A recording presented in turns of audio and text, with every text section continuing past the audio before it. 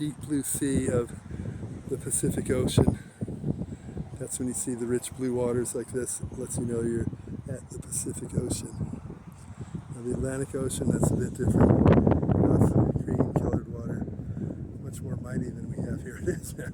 People don't realize when you talk about Irish and the Welsh and all that, the sea.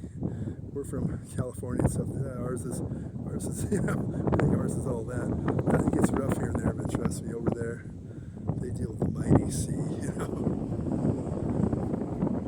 When I was in Ireland, I took a boat, a ship out to the Innes Islands, that's where all the wool originally came from, all the sheep and stuff out there. There's probably put there's a prop, but they say it's real.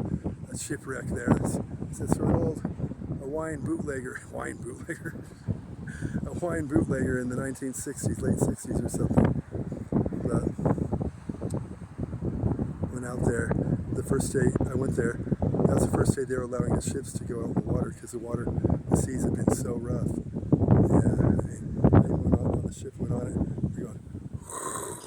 They're going, like deep, way down, you get sucked into the swell, you're looking out the window when you're down low and you just see a wall of water. It's like that. I've never been in the ocean that's like that rough. It's going up and down in the sea. You're going within the swell. It's pretty epic. That's the first day they allowed to turn the ships back on. Trust me, they go in heavy waters because that's normal to them. But it was so heavy they wouldn't allow anyone in the water before that, yeah.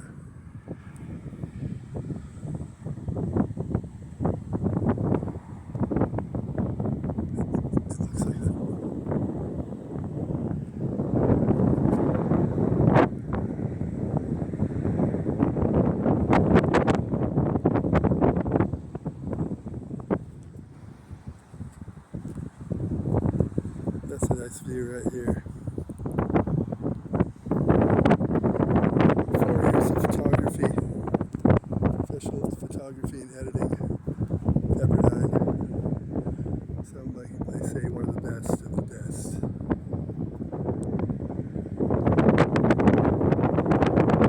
Learn all the right angles, coloring, filtering, everything. Much natural anyways, and you go to a special class for it. Pretty much the very best. Jump over here to this side.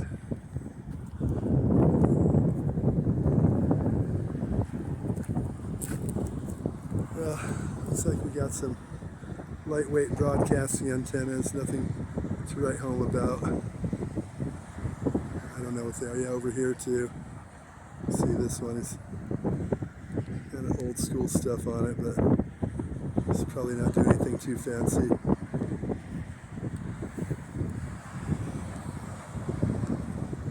Not always broadcasting, it's, receiving also. Same antenna. You measure the frequency, the dipole length, and so forth. That's how you dial it in properly. Different lengths, different frequencies. I'm a master of all that too. I'm kind of like one of those jack of all trades, Mr. Know-it-all guys. Yeah, that's what people try to say about me. I deny it, but let's face it, it's true. We got the lighthouse here.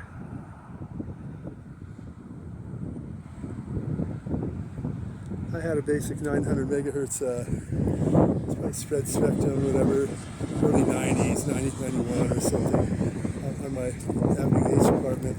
I hooked a 900 megahertz antenna up on the roof, and I ran a coaxial down the side of the building, not too long, right outside the antenna, on top of the roof, and right into the wall, drilled a hole in the wall, ran it into the wall of the apartment, where it met up with the 900 megahertz phone, and I hooked the coaxial to the phone, and I was able to take my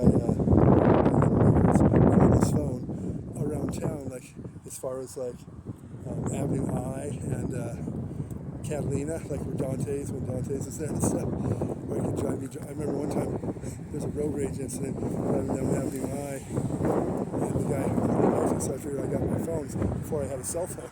That's when the cell phone was a brick phone, right?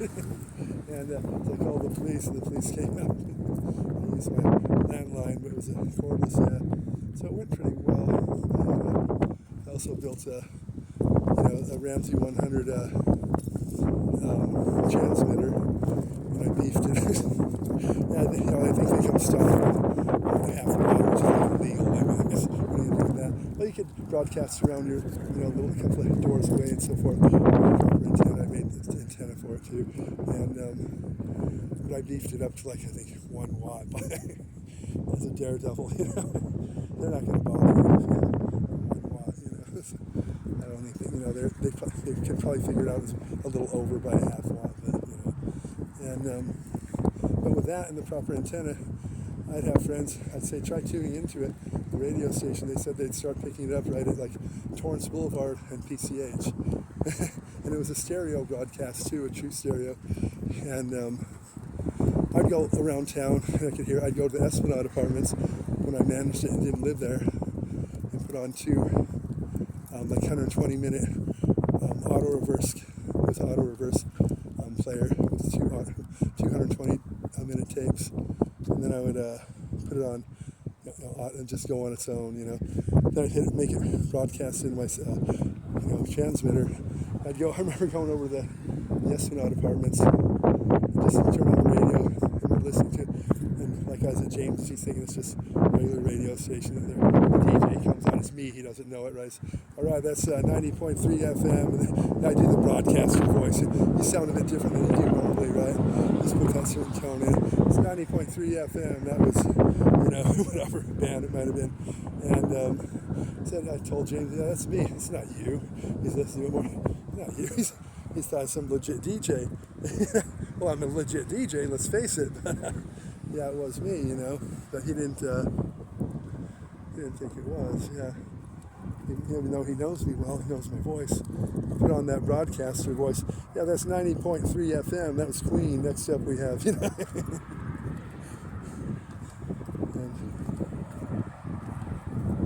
yeah, it's pretty. Just for fun, something to do. But in other words, it broadcasted pretty good from Avenue H. I had the antenna on the roof of the Avenue H apartments, from Avenue H, and over at Esplanade Apartments, it worked fine. You could tune in. It was just, it's not super, so it didn't fade or anything. It was a good signal, stereo sound.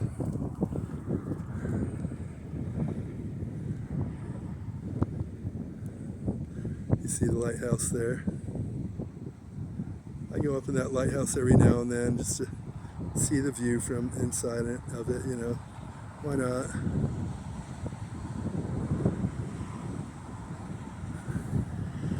And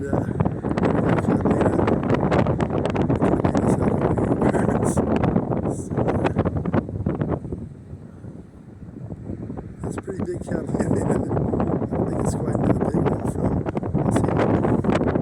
I've seen it bigger before, like higher, That's pretty high though. I forget, yeah. But anyways, I think it's less going on these places than around from Catalina, yeah. I'm sure you guys got buffalo here, bison. Buffaloes are really bison. Back in the cowboy Indian days, sending messages back and forth. They had to ask the Indians, what is that there? It's a, they said it's a wild buffalo. And he's pointing to the water buffalo. He was saying water buffalo. The cowboy dude translating it thought he says the white buffalo, the wild buffalo, the white buffalo.